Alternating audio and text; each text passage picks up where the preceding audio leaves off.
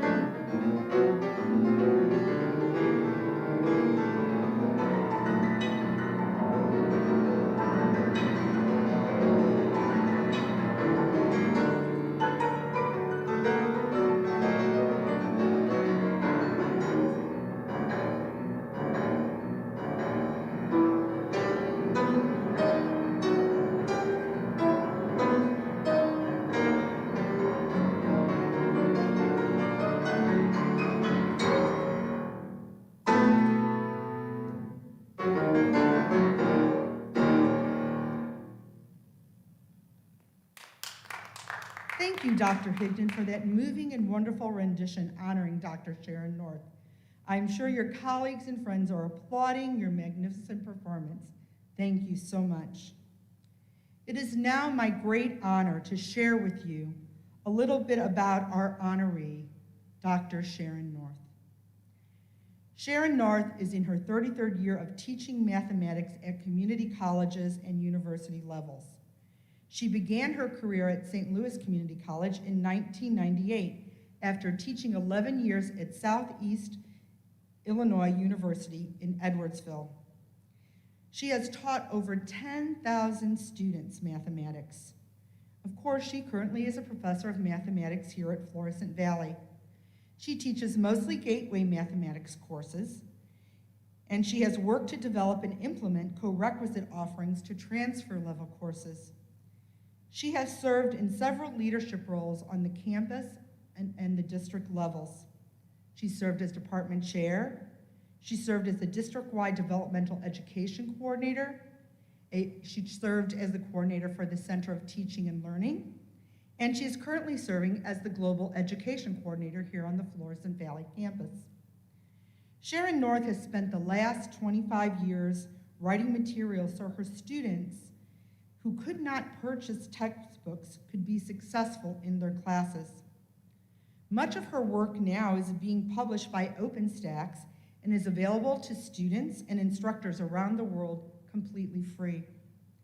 She is a senior contributing author with James Abrason for OpenStax College Algebra with co-requisite support text, which was just released in September, and the Algebra and Trigonometry with co-requisite support text, which will be released by the end of the year. North has worked on the implementation of math pathways and co-requisite design and development for the past 4 years. She has worked with faculty all over the country as a facilitator for the University of Texas at Austin's Charles A. Dana Center. She is very excited to engage with faculty implementing math pathways because she has seen the difference that mathematics taught in context can have on their students' lives and success. North wrote, "When students see real meaning in the mathematics they are learning, it empowers them to persist and complete the course. I am committed to the idea that the group work we engage in as a team leads students to appreciate mathematics as a means to solving authentic, real-life problems." Dr. North also represents STLCC faculty on the Missouri Co-Requisite at Scale Task Force and serves on the State Advisory Board for Mathematics Pathways. She was awarded the National Institute for Staff and Organizational Development Excellence Award in 2010, and she's been recognized by her students as a faculty mentor in the STLCC Emerging Scholars Program. North wrote, "I think the characteristic that most of my friends would tell you embodies me the most is how dedicated I am to the success of all my students and to the foundational idea of having equity in the classroom." To that end, after reading the Wisconsin Hope Lab report published by the University of Wisconsin in 2017 that found that 56% of community college students suffered from food insecurity, Dr. North made a personal commitment to provide each of her students food, a piece of fruit or a granola bar at every class session, and she has continued to do that for the last 3 years until our instruction went remote last spring. After seeing the difference that this can make in classroom performance, Dr. North commented that she believes that the basic needs of our students are not being met. And this, of course, has led to poor graduation rates and completion rates that was discussed in a Service Week presentation. Dr. Sharon North, like the namesake of the award, David L. Underwood, embodies the spirit of what teaching is all about. Teaching is both art and science. Teaching is conceptual and intellectual. It is abstract and concrete. It is creative and sequential. It is about people, but it is framed by ideas. It is about content, It is about hearts and minds. It's about the past and the future, whatever we can imagine. Teaching and learning are both cause and effect. Robert Frost wrote, "I am not just a teacher, but I am an awakener." Dr. Sharon North awakens her students to their unlimited potential every day in her classrooms. It is my great pleasure to introduce the Florissant Valley 45th David L. Underwood Memorial Lecture Award recipient, Dr. Sharon North, and her lecture for today, The Art of Mathematics.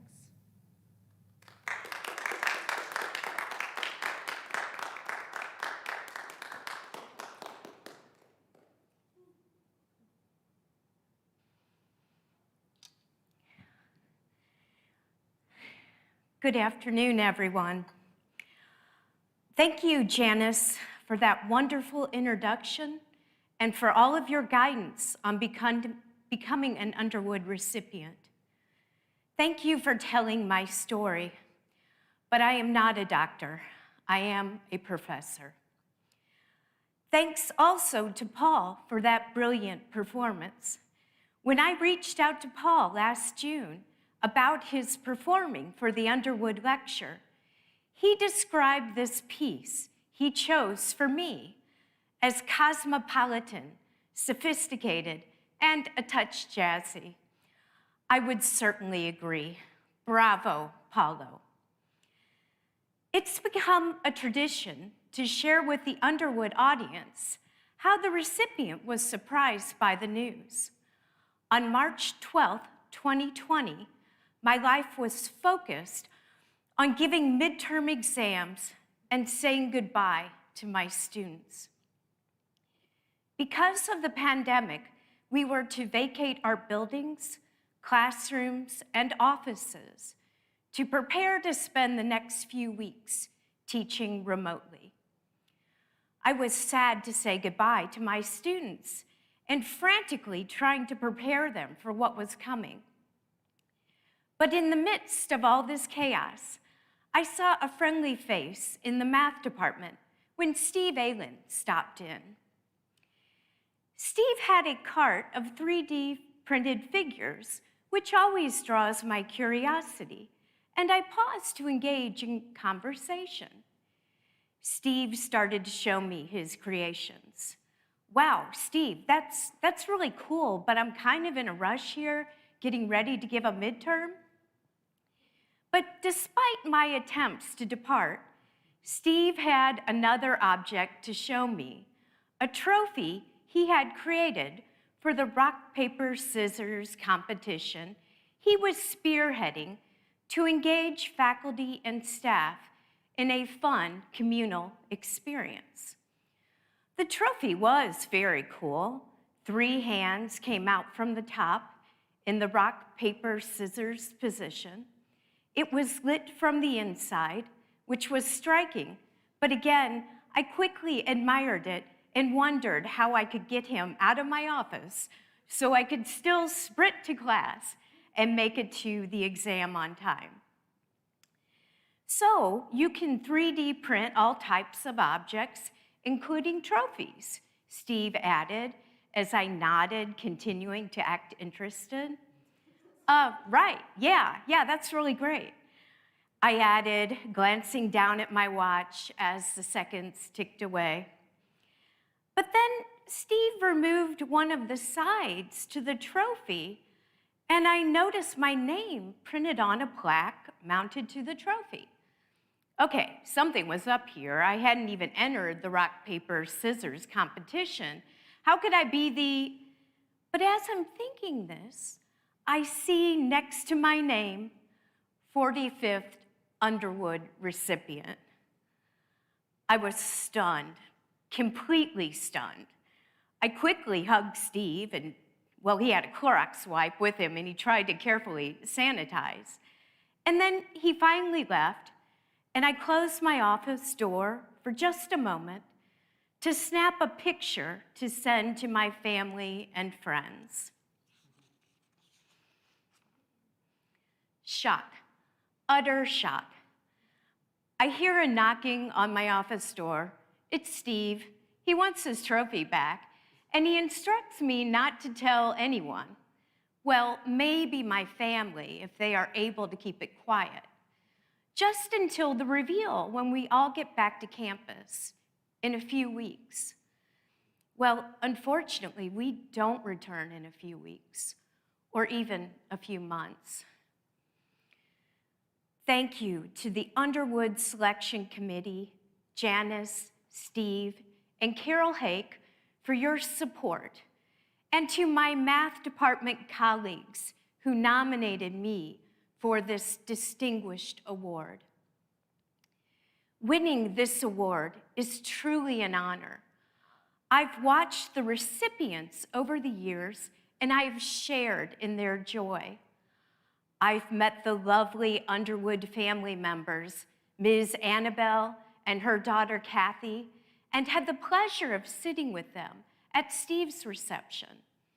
I love listening to the stories of Dean Underwood, the scholar, the innovative teacher, the loving husband, and dear father. Being recognized by this award has caused me to reflect on my campus connections.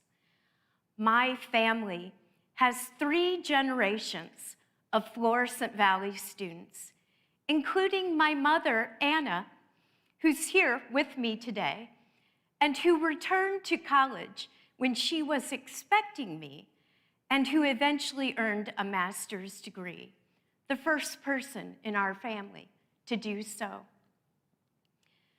This campus is where I developed my love of mathematics after taking trigonometry with Professor Nora Wong and Calculus 1 with former Underwood recipient, Professor Ron Eldringhoff, who later, as department chair, helped to hire me as an assistant professor. Both Nora and Ron showed me through their outstanding teaching and telling of stories how mathematics is truly beautiful and the language of the universe. Both of our children, Marissa and Sierra, are graduates of Florissant Valley and started their collegiate journeys here as dual enrollment students. So this place is home to me and has been for as long as I can remember. In the spring of 1973, when I was 10 years old, I had my first Florissant Valley classroom experience. My sister Chris was enrolled in Design 4 with Professor George Barco. Their final project for the class was to design innovative toys and then bring in a group of area kids to play with them and rate them. I have tried to find pictures of the event, even contacting Professor Barco, without success. But here are a couple of pictures of me taken that same month.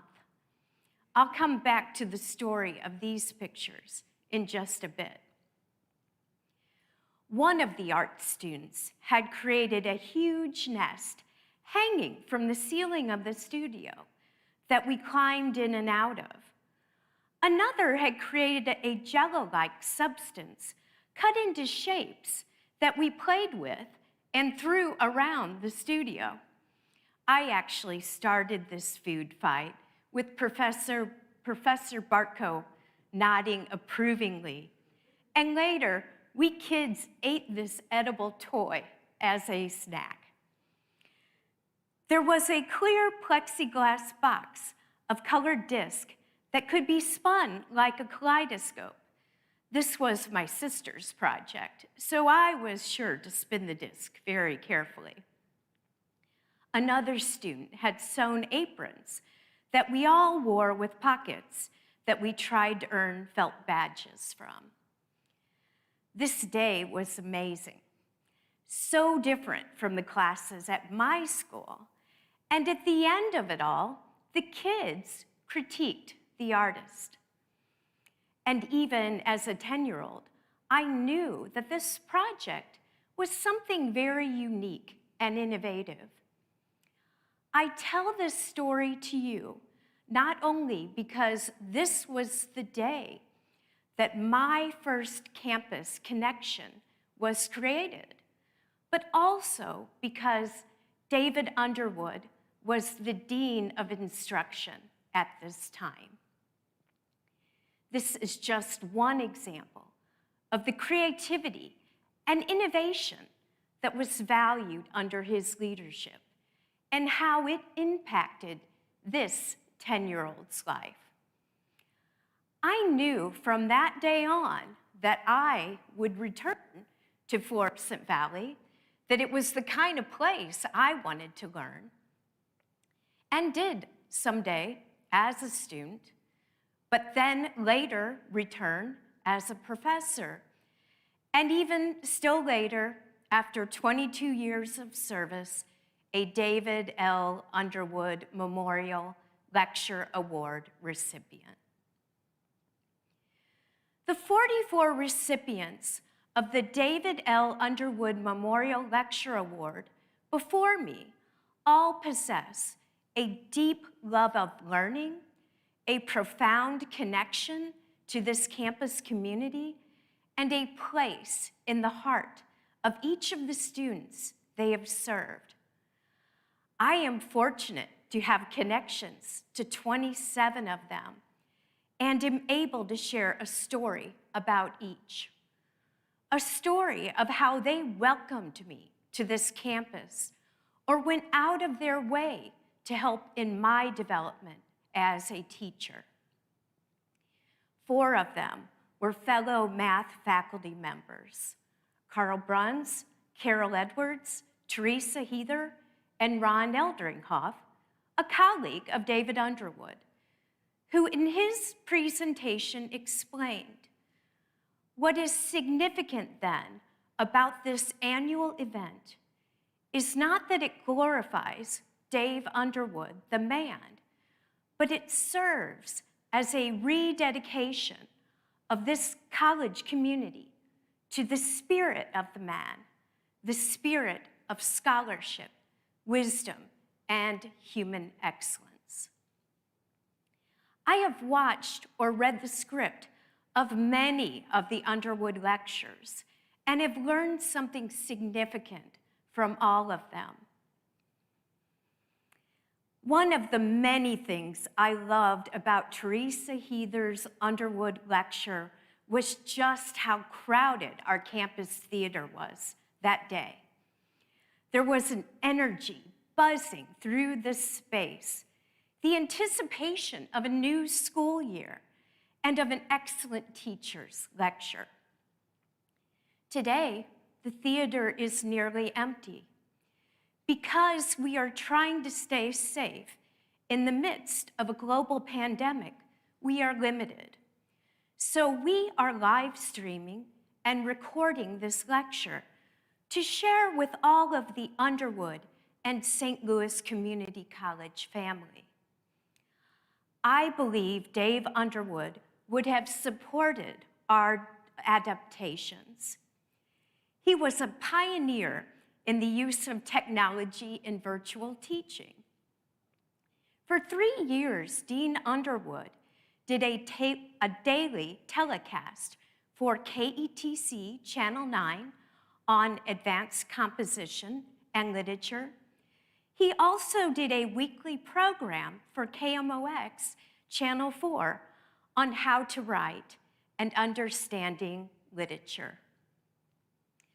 So, on to today's talk, the art of mathematics. As many of you know, I am a travel enthusiast.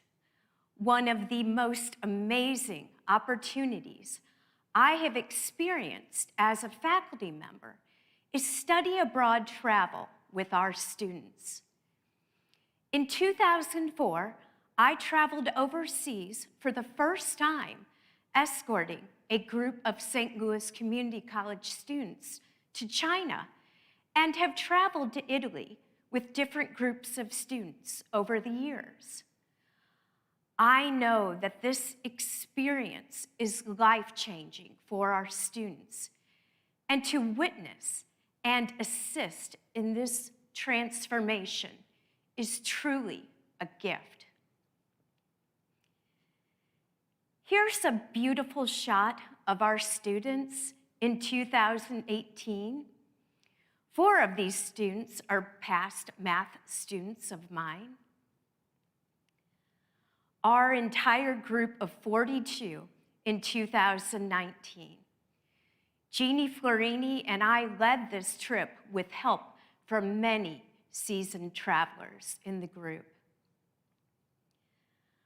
A few of my former math students are in this photo in front of the Trevi Fountain in Rome. So, over the years, I have researched the regions we will be visiting and created mathematical travel guides for our trips as a way to connect my discipline to art and architecture. Here are a few examples of the presentations I have done for our students and community members. A Math Lover's Guide to Sicily, where I explored the mathematics of Greek and Roman theater design. A Math Lover's Guide to Northern Italy, where we explored the mathematics of architecture and sculpture of the region. And a personal favorite, the mathematics of Brunelleschi's dome in Florence, Italy. Filippo Brunelleschi excelled not only as an architect, a goldsmith, a clockmaker, but also a brilliant mathematician who invented the principles of linear perspective with the use of mirrors in 1415. The beauty of teaching math in the context of our travels is that the students point out examples of the mathematics that I have presented during our trips. In fact, one of the only times I have been left behind in a tour was when my calculus student, Brandon Bowers, engaged me in conversation about the math of a solar meridian line, which is a type of sundial sometimes seen in European cathedrals. Wayne saved the day for both Brandon and I by running back to find us. Thank you. So, since none of us can travel abroad today, I've created for you a Math Lover's Guide to St. Louis. St. Louis, Missouri just happens to be a treasure of mid-century modern architecture buildings. The idea behind this was to provide a safe driving tour of 15 mathematically and architecturally significant buildings, monuments, or sculptures around the St. Louis region. While most of them can be viewed from your car, at least 5 of the locations are best viewed with a walk outside. A list of these locations, as well as a map, will be available on the Library Underwood Lecture site. So let's begin with discussing principles that are central to studies of mathematics, art, and architecture. The principles of symmetry, proportion, and the use of basic 2-dimensional and 3-dimensional shapes are foundational to these studies. And while these 3 principles have connected our disciplines since ancient times, today we will focus on works of mid-century modern architecture, which relies heavily on pure geometric forms. Let's begin with the idea of symmetry and the types of symmetry. An object possesses reflection or bilateral symmetry if it remains unchanged when reflected over a straight line. Rotation, or radial symmetry, if it remains unchanged after being rotated some measure about a point. Or translation symmetry, if it remains the same after being shifted to the left or to the right. Here are some examples of symmetry used in floor plan designs by Frank Lloyd Wright and Le Corbusier. Another important connecting principle between mathematics and art is proportion, a central principle of architectural design. The golden ratio is an irrational number, and like pi, we use a Greek letter, phi, to represent it. The approximate value of the golden ratio is 1.62, but its exact value is 1 plus the square root of 5, all divided by 2. Reference to the golden ratio dates back to ancient Greece, when philosophers asked the question, how can a line segment be divided into two pieces that are the most pleasing to the eye? It turns out that this divine proportion, as the Greeks called it, was the golden ratio. Leonardo da Vinci's Vitruvian Man, based on a model of ideal proportions established by the ancient Roman architect Vitruvius, reveals within repeated iterations of the golden ratio. In geometry, a golden rectangle is a rectangle whose side lengths are in a golden ratio, 1:5. These rectangles are the most aesthetically pleasing to the eye and are commonly used in works of art or architecture. The Fibonacci sequence. In the Fibonacci sequence, each term is the sum of the two previous terms.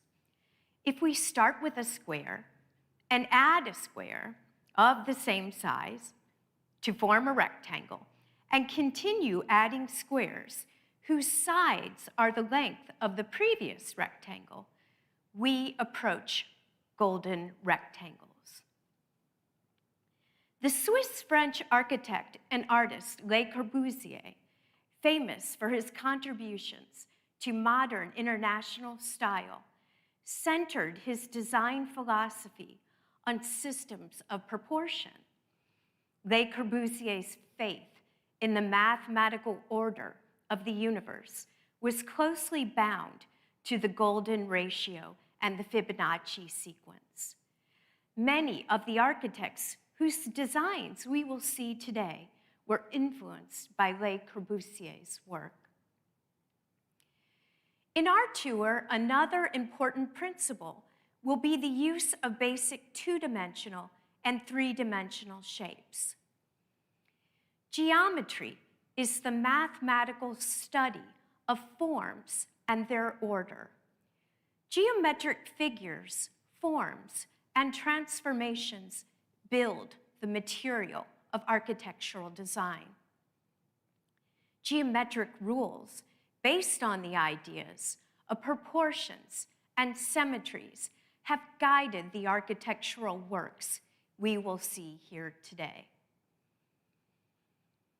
The use of curves, called conic sections in 2 dimensions, literally slices of cones, will be evident, including ellipses, parabolas, and hyperbolas. The equations of these shapes are studied in a traditional pre-calculus course and can be used to solve many important applications. Quadric surfaces are studied by a calculus student. They are defined as surfaces in 3 dimensions having the property that the traces of the surface are the conic sections. A calculus student would be taught to find the surface area of a quadric surface and the volume of the space it encloses. A Calculus 3 student would also be proficient at the sketching of these implicit equations by hand and by using a three-dimensional graphing program.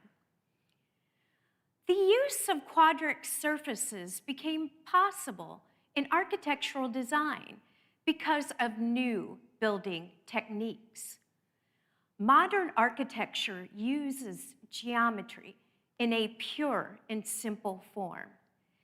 These geometric shapes are the dominant motif, where the architecture is a concrete expression of mathematical ideas, becoming, in a sense, visual mathematics. The modern movement in architecture can be described as an era of developing a new style that embraced technology in materials and building methods and rejected ornamentation, decoration, and references to the past. Modern design was based on simplicity, spatial clarity through the use of pure geometry, and daylight to create healthy living and working spaces.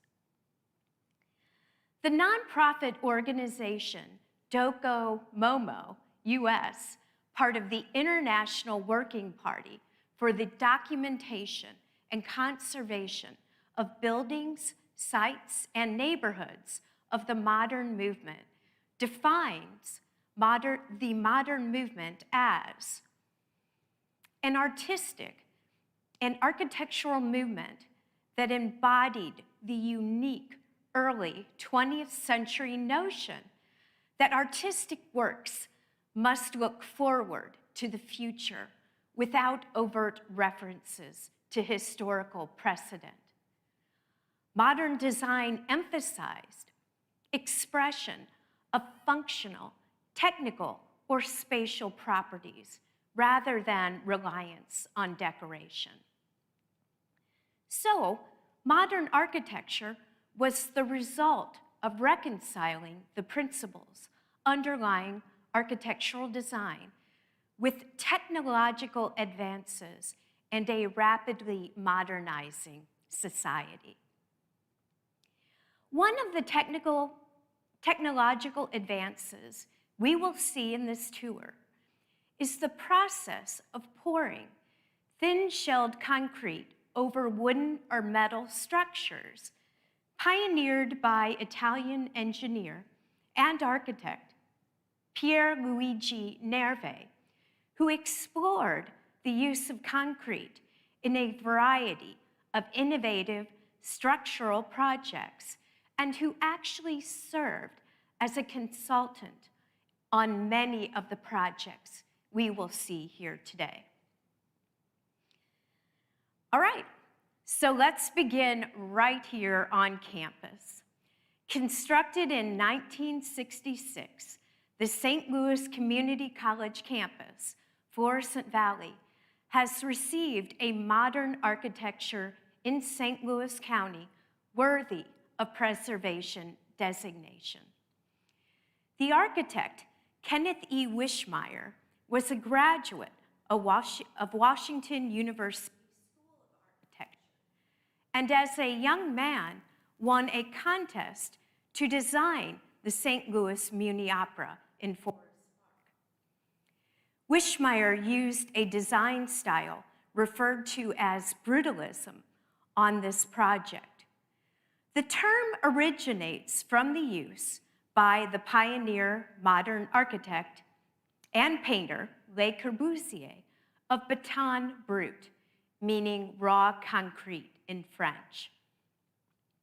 Brutalism is an architectural style of the 50s and 60s, characterized by simple block-like forms or right rectangles. rectangular solids, and raw concrete construction. Brutalist-style buildings typically have a massive appearance, rough exposed materials, broad expansive walls, and deeply recessed windows. In St. Louis, the vast majority of brutalist buildings are executed in brick rather than concrete. Notice the pure mathematics of rectangular solids without ornamentation. The Wishmeyer architectural firm would also design several St. Louis area hospitals in this same brutalist style. This image shows the Florissant Valley Engineering Building, which was later renovated with its cylindrical Emerson lobby space. While we are here, let's take a look at the sculpture piece, Taurus, Early Forms Series, the centerpiece of our campus quad.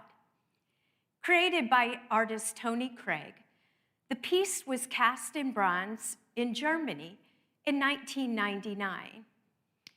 It's interesting, the shape can be described in math as a torus, T-O-R-U-S.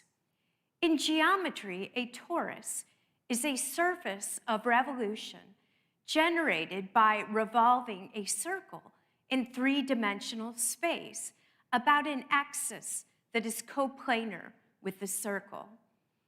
If the axis of revolution does not touch the circle, the surface has a ring shape and is called a torus of revolution. Our torus is twisted and collapses upon itself. While we are here in the Ferguson-Florissant area, let's stop by another building on the St. Louis County list of mid-century modern architecture worthy of preservation. Christ the King United Church of Christ, originally independent congregational church, on Old Halls Ferry Road, has always intrigued me with its folded plywood triangular plate roofing system. The church was designed by the architectural firm Manx and Diekman in 1959. This unmistakable roofline, dubbed the folded fingers, is made of folded plywood plates rising 44 feet and acting in compression to create a roof system with no columns, beams, or arches.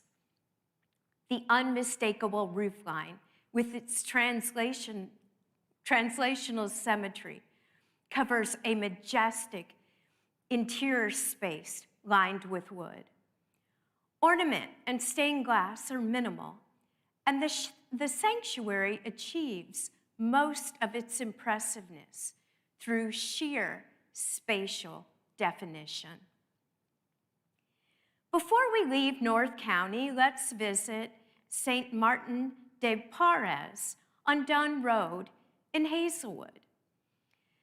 Completed in 1963, the architects John McEwen and Robert Rodriguez appear to have drawn inspiration from Le Corbusier's Chapel of Notre Dame des Hôtes in Ronchamps, France.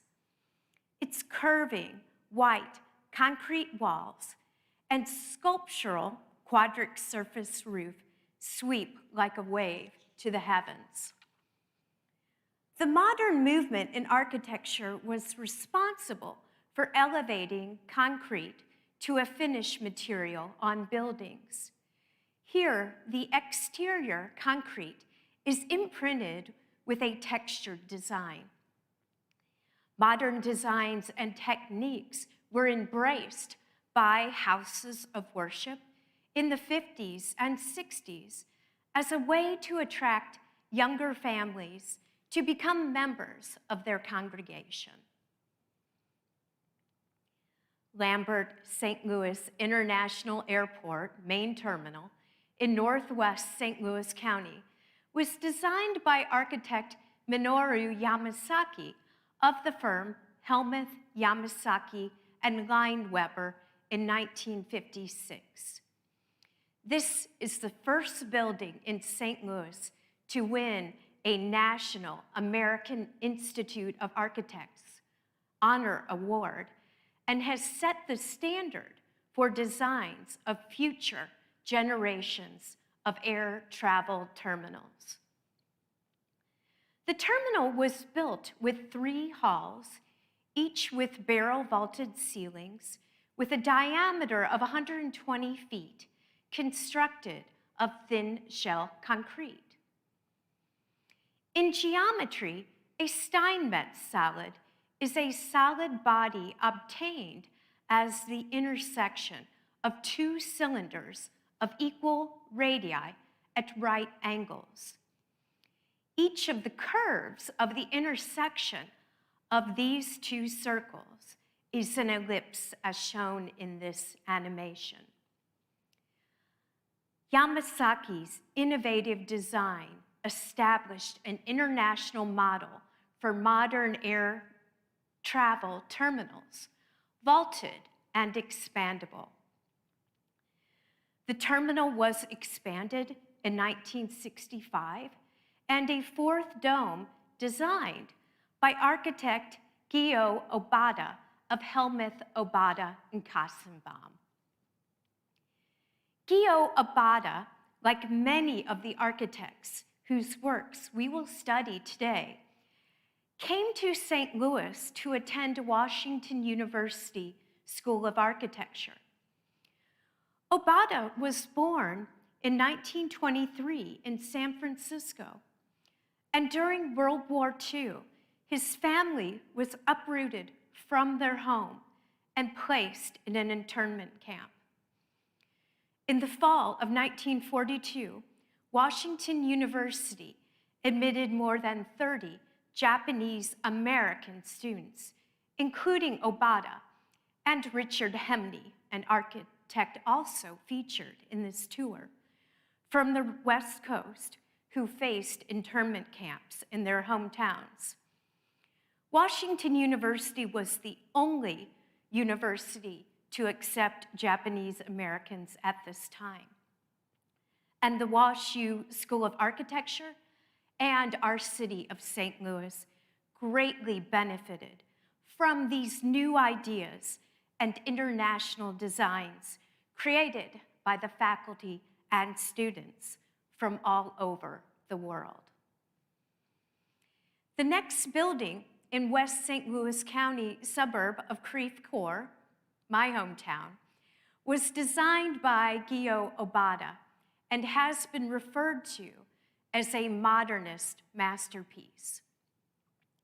The Abbey Church, also known as the Church of St. Mary and St. Louis, and the Priory Chapel, was designed by Obata of Hellmuth, Obata, and Kassenbaum, later HOK, in 1962, with Pier Luigi Nervi serving as consultant on the modular construction methods incorporating movable parabolic forms.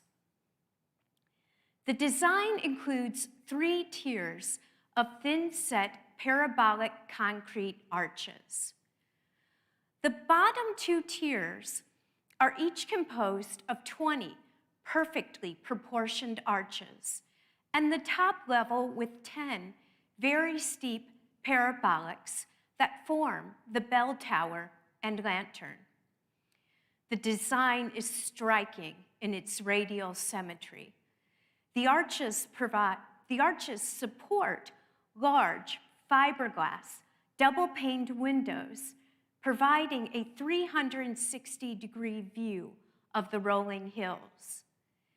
The interior appears to be free from vertical supports, while the steel structure is concealed in the white thin-set concrete. On a recent visit here, I was struck by how dark the fiberglass windows appear from the exterior, so as not to compete with the overall parabolic design. The chapel resembles a fountain to me, one level flowing into the next.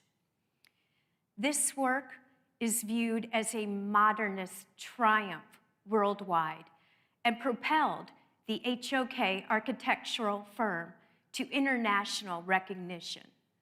Today, HOK is the largest US-based architectural engineering firm, and its designs include the National Air and Space Museum in Washington, D.C. While we are here in Creve Coeur, let's visit Temple Emmanuel right down the road. Temple Emmanuel was designed by architect William Bernoulli in 1962. Its design is a six-pointed Jewish star. The strength of its design lies in the triangular sections of copper roofing. The St. Louis County Historic Building Commission has named this synagogue an outstanding example of mid-century modern architecture worthy of preservation.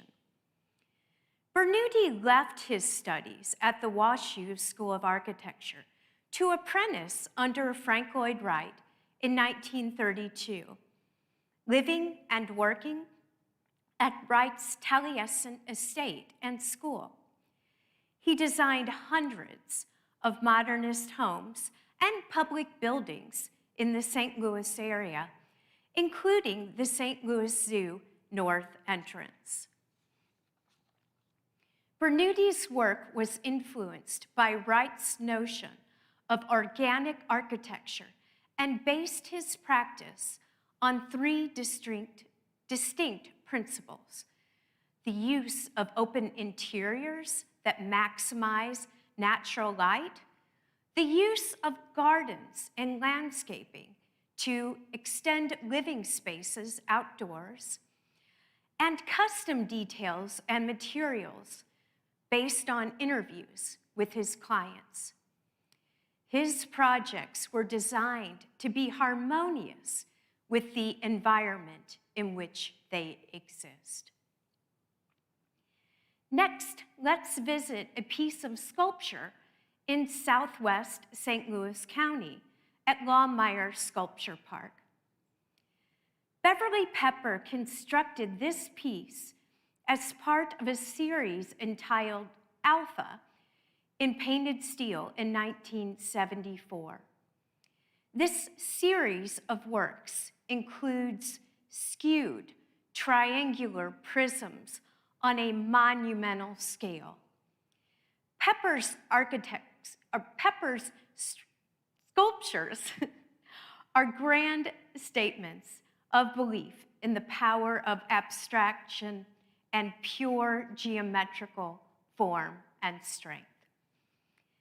Beverly Pepper is known for site and land-specific geometrical pieces and vast sculptural amphitheaters. Also, check out her earthen amphitheater, Cromlech Glen, while visiting Lawmeyer.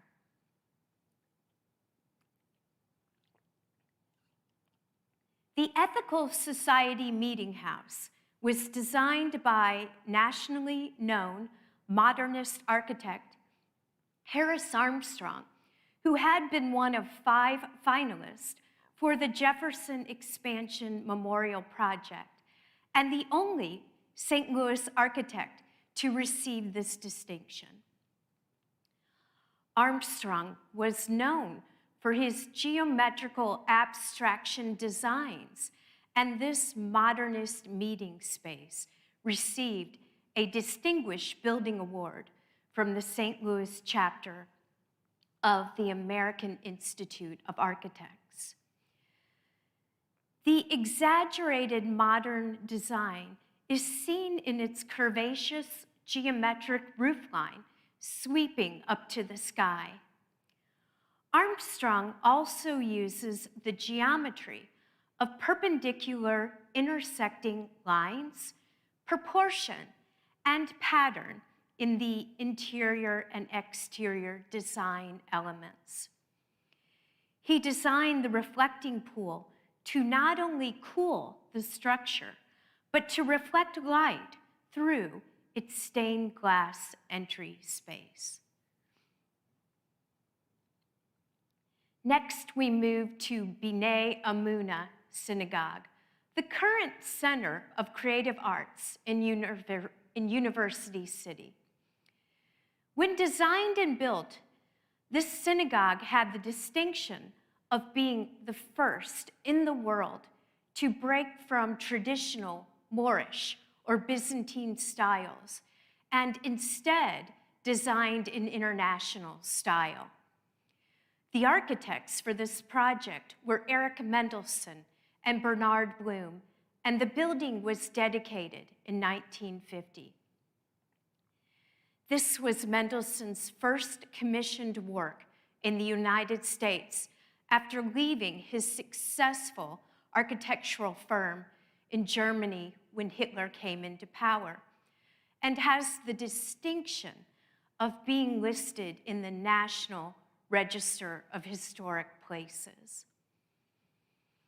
By 1945, Mendelssohn was creating the first of a series of hundreds of dynamic sketches for synagogues, which would come to comprise one of the most powerful series of modern architectural drawings of the 20th century.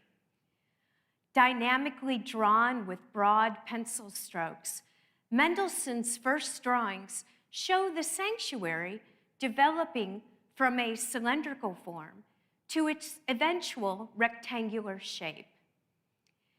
In the final version, the expressive energy was provided by the sweeping parabolic thin shell concrete roof, supported on massive curved steel beams. Many architectural historians believe Bnei Amuna was one of Mendelssohn's finest designs. This seems to have been the view of the architect who told his wife after the groundbreaking that the building was one of my best and very powerful without being heavy. Next, let's visit the Climatron greenhouse in Missouri Botanical Gardens. Founded in 1859, the Missouri Botanical Garden is the nation's oldest botanical garden in continuous operation and a National Historic Landmark. Architects Wayne Mackey Sr. and Joseph Murphy designed the greenhouse based on Richard Buckminster Fuller's geodesic dome designs at a cost of $700,000. The Climatron is said to be the first geodesic dome ever used as a conservatory, and in 1961 won the Reynolds Award, an award for architectural excellence in a structure using aluminum.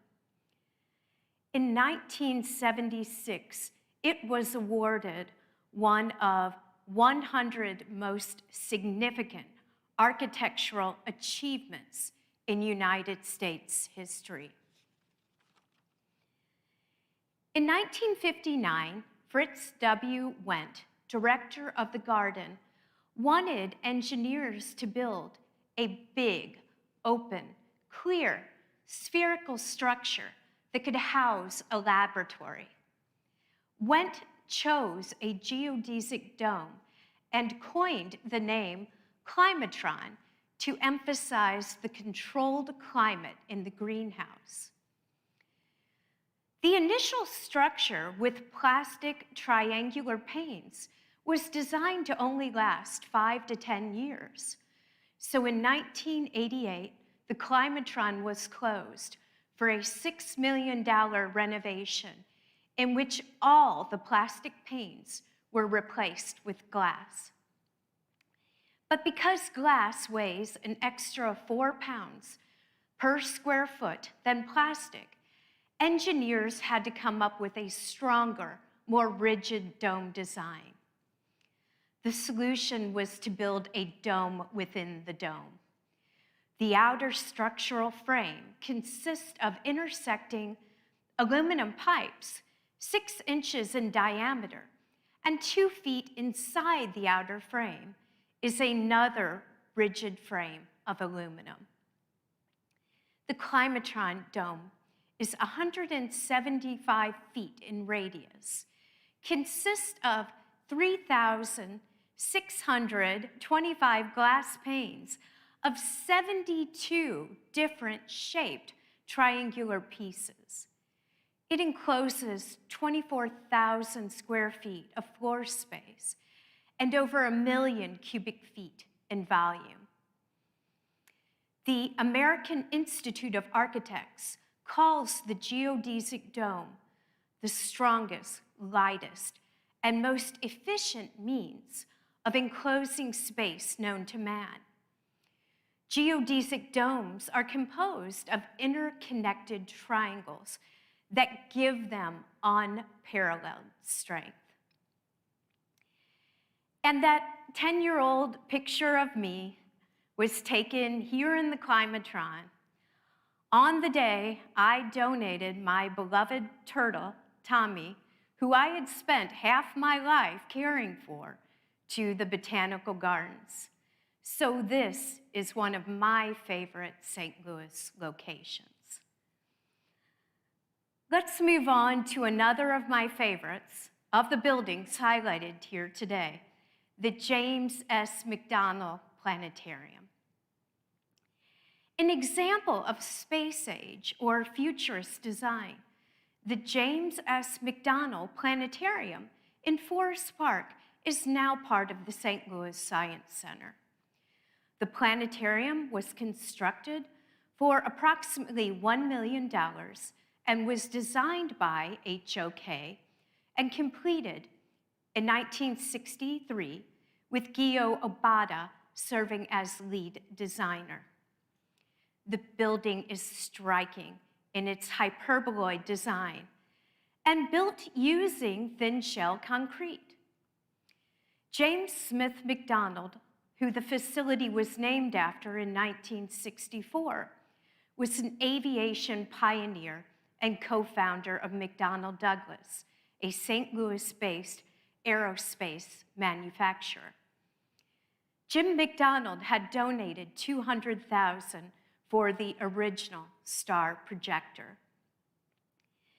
The hyperboloid rises to a height of 23 meters with a diameter of nearly 50 meters, but its thin shell concrete has an average thickness of only 7.5 centimeters.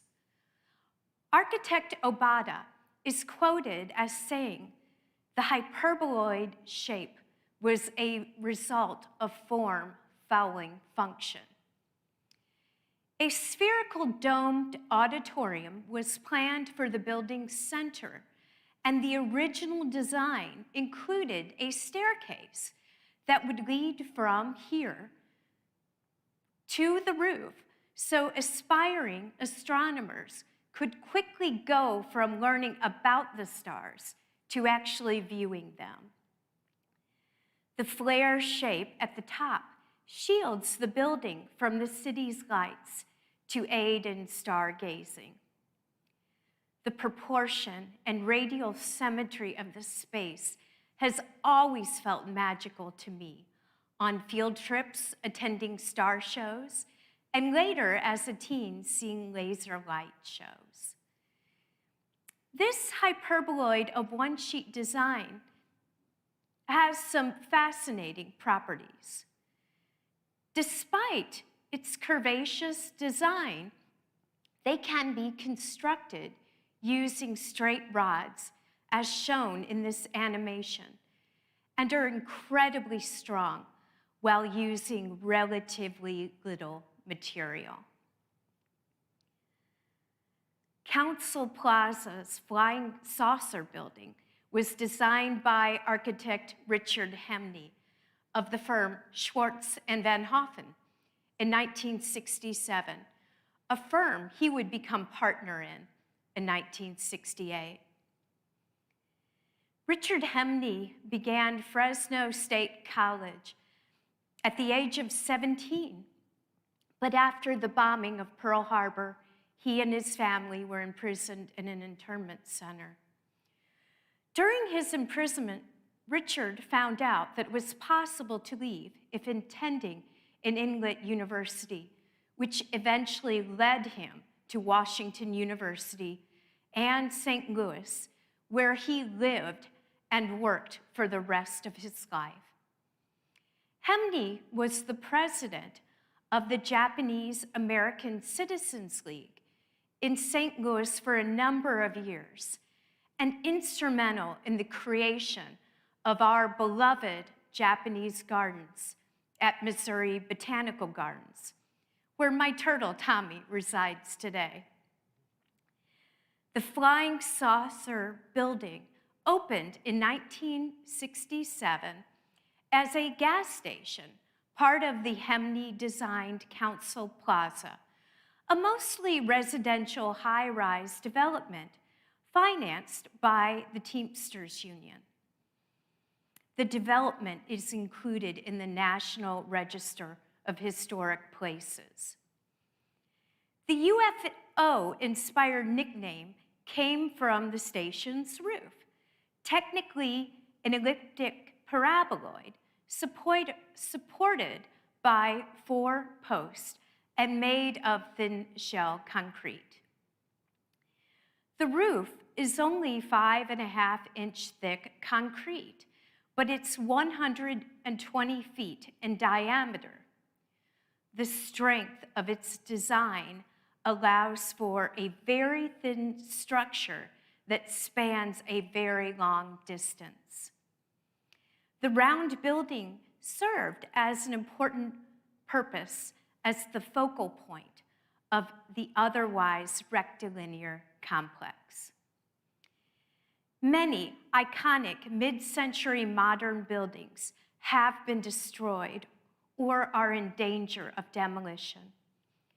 In 2011, when word got out that the building was to be demolished, St. Louis University students and preservationists in advocacy organizations, including Modern STL, came together and eventually saved the building, which now holds a Starbucks. The Jefferson National Expansion Memorial, more commonly referred to as the St. Louis Gateway Arch, stands along the banks of the Mississippi River. The sculptural monument was built to commemorate President Thomas Jefferson and the westward expansion of the U.S., and is the tallest memorial in the U.S. and the tallest stainless steel monument in the world. The design of the monument, created by Finnish architect Eero Saarinen, was selected unanimously in 1948 by a panel of internationally known architects in a National Park Service major design competition. Saarinen chose an elegant and modern inverted catenary curve for his design to symbolize a gateway. A catenary is the shape created when a chain hangs loosely between 2 points. Saarinen considered the catenary to be perfect in its form and symbolism for the project. The photo shown here was taken in 1948 of Saarinen with several design scale models of the St. Louis Gateway Arch and a hanging rope illustrating a catenary. The arch was constructed from 1963 to 1965 at a cost of $13 million. Unfortunately, Saarinen never saw the completed arch. He died after brain surgery to remove a tumor in 1961 at the age of 51.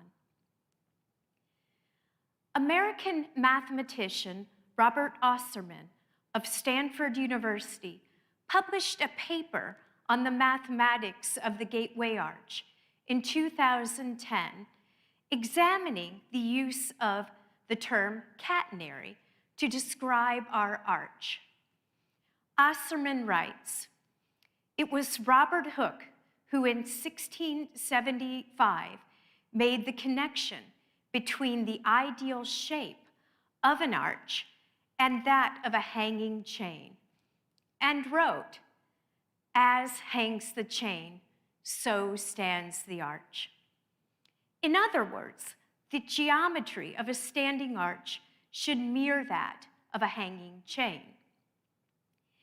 Because the thickness of the legs decreases as we move higher, mathematicians agree it was designed around the idea of a catenary. Osserman goes on to analyze the design mathematically using calculus, landing on the term flattened or weighted catenary to describe its shape. The legs of the arch are made of sections of equilateral triangles with sides ranging in length from 54 feet to 17 feet. The perfectly proportioned arch legs taper gracefully to the top of the monument, giving the illusion that the arch is much taller than wide, when in fact, both measures are 630 feet. And just for fun, let's add the most space-age, fabulous, googie design in the entire St. Louis region, National Shrine of Our Lady of the Snows in Belleville, Illinois. The shrine was designed by a team of WashU School of Architecture graduates, including Richard Cummings as project designers and George Maggiola as project architect, with a modernist take on the great cathedrals of Europe.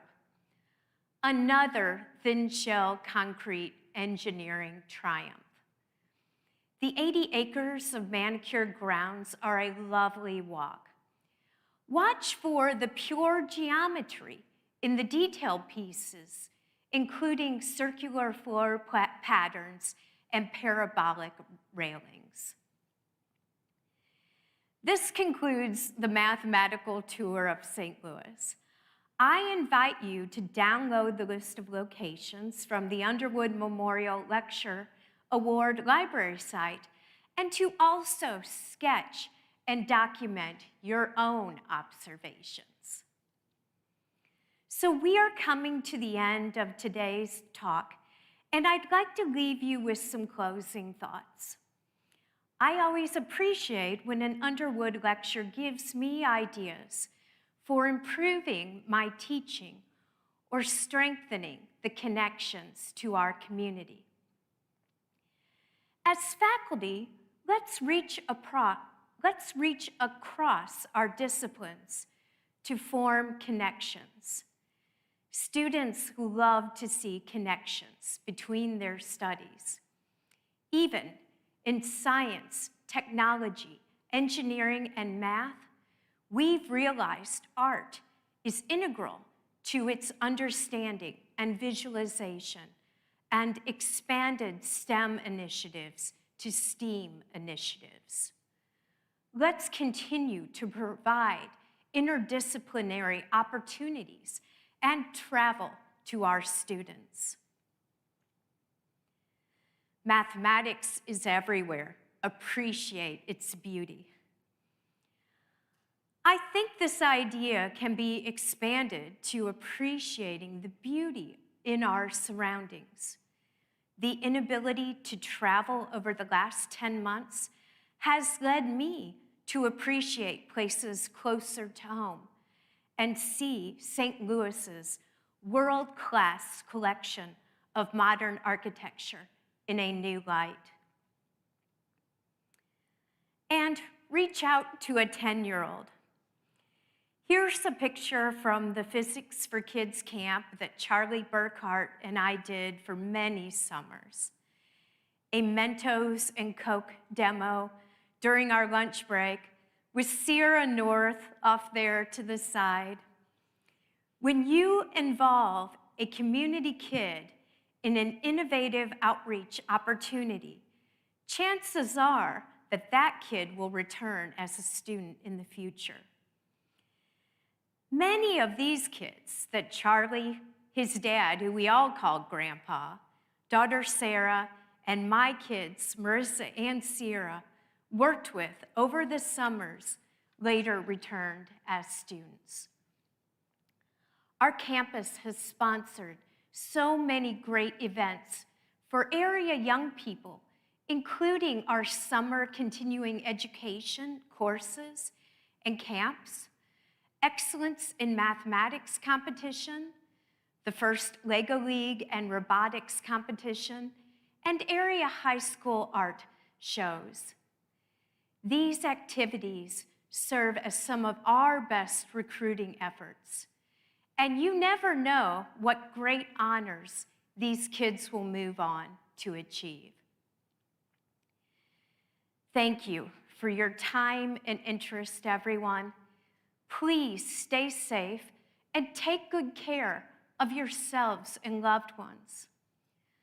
Also, a special thanks to T. Williamson and Aaron Linder for all of your work in bringing the Underwood Lecture to this live stream format. And to my family for being here with me today. I look forward to seeing all of you in person in 2021.